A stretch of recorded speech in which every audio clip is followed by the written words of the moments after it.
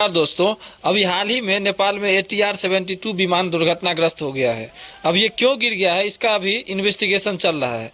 इसको हम लोग जब इन्वेस्टिगेशन का रिजल्ट आ जाएगा तो उस पर चर्चा करेंगे। अभी खोज ब्लैक बॉक्स की जा रही है, क्योंकि इसी से पता चलेगा कि विमान में एक्चुअली हुआ क्या था। तो आइए ब्लैक बॉक्स के बारे में समझते हैं। देखिए, आपके सामने जो ये जहाज़ है, इसमें बहुत सारे इंस्ट्रूमेंट हैं। हजारों मशीनों से मिलकर बनता है जहाज। अगर कोई फ्लाइट उड़ रहा है और हवा में विमान दुर्घटनाग्रस्त हो जाए तो सिर्फ दो ही कारण हो सकते हैं, या तो पायलट की गलती होगी या प्लेन में कोई खराबी आ गई होगी।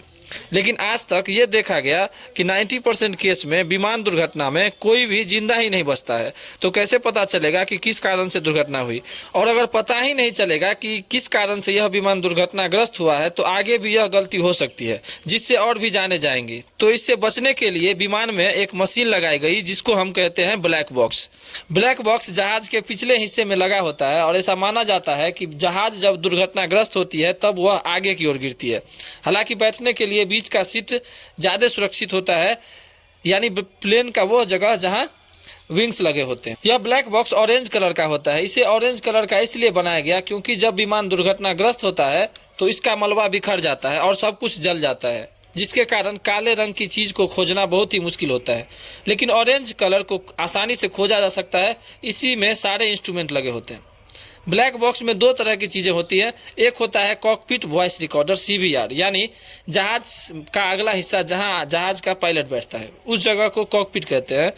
तो कॉकपिट में कौन कौन सी वॉइस चल रही थी, यानी रेडियो पर पायलट ATC यानी एयर ट्रैफिक कंट्रोलर से क्या बात कर रहा था, उस समय प्लेन में कौन सी आवाज़ें आ रही थी, वो सब कुछ रिकॉर्ड हो जाता है। इससे यह पता चलता है कि कहीं पायलट ने तो कोई गलती नहीं की। दूसरा होता है फ्लाइट डाटा रिकॉर्डर FDR। ये पूरी फ्लाइट की इंफॉर्मेशन को रखता है कि जहाज में क्या हो रहा था।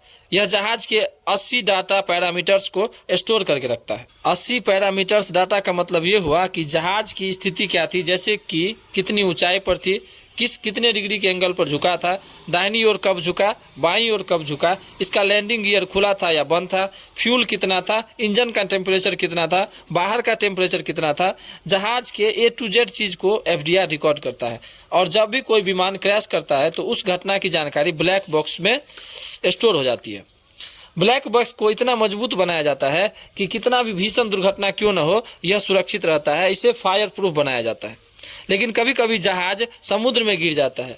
ऐसी स्थिति के लिए ब्लैक बॉक्स के अंदर एक बैटरी लगाई जाती है और यह बैटरी 1 महीने तक सिग्नल भेजती रहती है।